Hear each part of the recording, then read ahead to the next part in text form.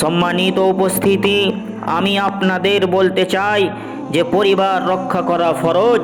সুতরাং আল্লাহ তাআলা বলেন, ইয়া আইয়ুহাল্লাযীনা আমানু কু আনফুসাকুম ওয়া আহলিকুম নারা, হে ঈমানদারগণ, তোমরা নিজেদের এবং তোমাদের পরিবারকে আগুন থেকে রক্ষা করো।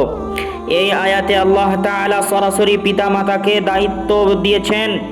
আগুন থেকে বাঁচানো মানে সালাত শিখানো, হারাম থেকে ফিরানো, পর্দা শেখানো, শিরক ও গুনাহ থেকে সতর্ক করা। যদি আপনি এই দায়িত্ব পালন না করেন তাহলে আপনি আল্লাহর হুকুম অমান্য করছেন।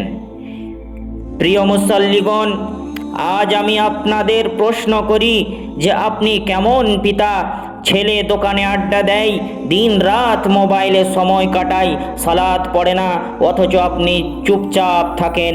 মেয়ে বেপর্দা হয়ে রাস্তাঘাটে দিন রাত চলাফেরা করছে, অথচ আপনি চুপচাপ থাকেন।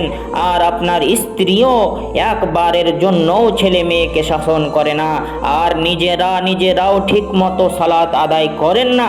তাহলে আপনার সন্তান আপনাদের দেখে কি শিখবে বলেন?